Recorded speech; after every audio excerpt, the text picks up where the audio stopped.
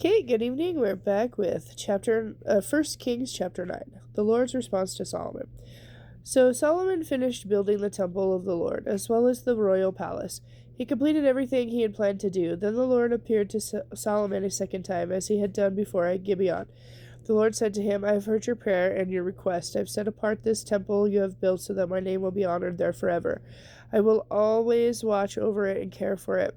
As for you, if you will follow me with integrity and godliness as David your father did, always obeying my commands and keeping my laws and regulations, then I will establish the throne of your dynasty over Israel forever. For I made this promise to your father David, you will never fail to have a successor on the throne of Israel.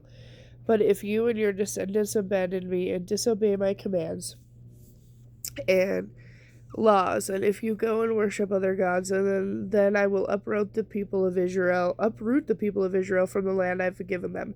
I will reject this temple that I have set apart to honor my name, and I will make Israel an object of mockery and ridicule among the nations. And though this temple is impressive now, it will become an appalling sight for all who pass by. They will scoff and ask, why did the Lord do such terrible things to this land and to his temple? And the answer will be, because his people forgot the Lord their God, who brought their ancestors out of Egypt, and they worshipped other gods instead. That is why the Lord has brought all these disasters upon them. Solomon's argument with Hiram. Now at the end of the 20 years during which Solomon built the temple of the Lord and royal palace, Solomon gave 20 towns in the land of Galilee to King Hiram of Tyre as payment for all the cedar and cypress, lumber, and gold he had furnished for the construction of the buildings. Hiram came from Tyre to see the towns Solomon had given him, but he was not at all pleased with them. What kind of towns are these, my brother? He asked. These towns are worthless. So Hiram called that area Shabul, worthless, as it is still known today. Hiram had sent Solomon 9,000 pounds of gold. Solomon's many achievements. This was the account of the forced labor that Solomon conscripted to build the Lord's temple, the royal palace, the Milo, the wall of Jerusalem, and the city of Hazar, Megiddo, and Gezer. The king of Egypt had attacked and captured Gezer, killing the Canaanite population and burning it down. He gave the city to his daughter as a gift when she married Solomon. So Solomon rebuilt the city of Gezer. He also built up the towns of Lower Beth-horon, Baalath, and Tamar in the desert with his land. He built towns as supply centers and constructed cities where his chariots and horses could be kept. He built to his heart's content in Jerusalem and Lebanon and throughout the entire realm. There were still some people living in the land who were not Israelites, including Amorites, Hittites, Perizzites, Hivites, and Jebusites.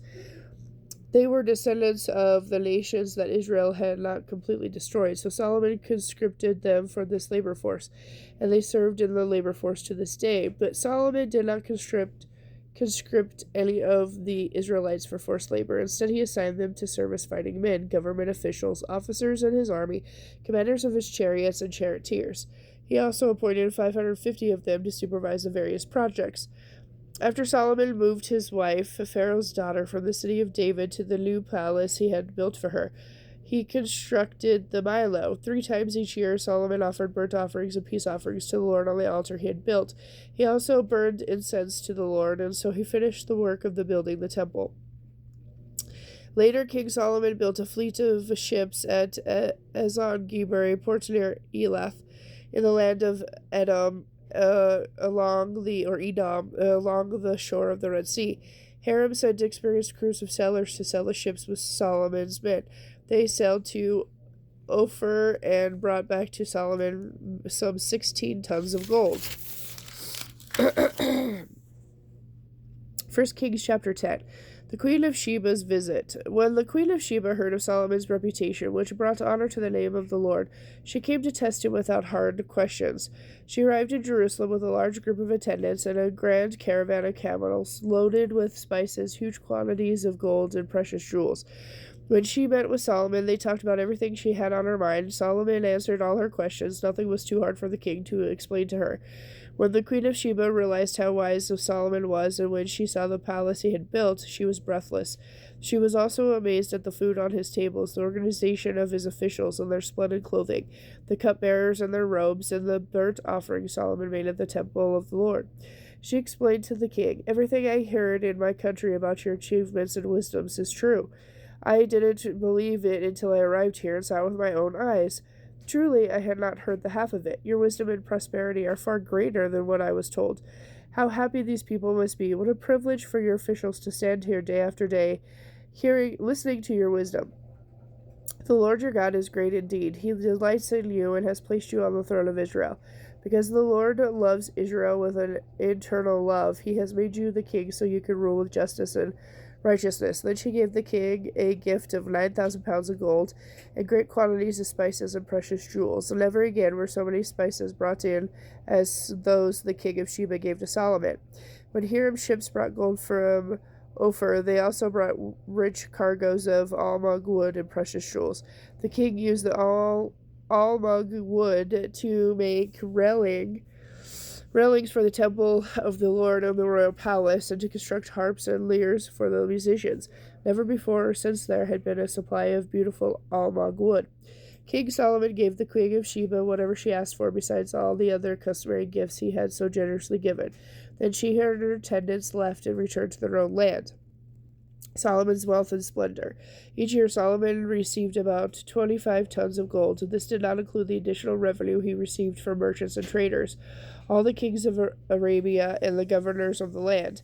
King Solomon made 200 large shields of hammered gold, each containing over 15 pounds of gold.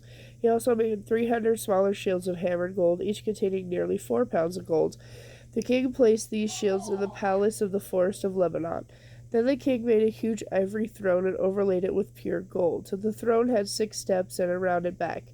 On both sides of the seat were armrests with the figure of a lion standing on each side of the throne. Solomon made 12 other lion figures, one standing on each end of each of the 6 steps. No other throne in all the world could be compared with it. All of King Solomon's drinking cups were solid gold, as were all the utensils in the palace of the forest of Lebanon. They were not made of silver, because silver was considered of little value in Solomon's day. The king had a fleet of trading ships that sailed with Hiram's fleet.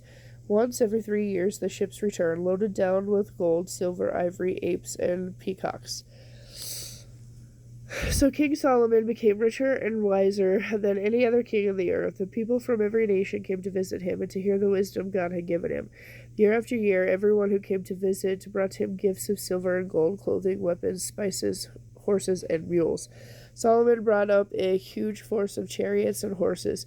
He had 1,400 chariots and 12,000 horses. He stationed many of them in the chariot cities and some near him in Jerusalem. The king made silver as plentiful in Jerusalem as stones. The valuable cedar wood was as common as the sycamore wood that grows in the foothills of Judah. Solomon's horses were imported from Egypt and from Sicilia. The king's traders acquired them from Sicilia?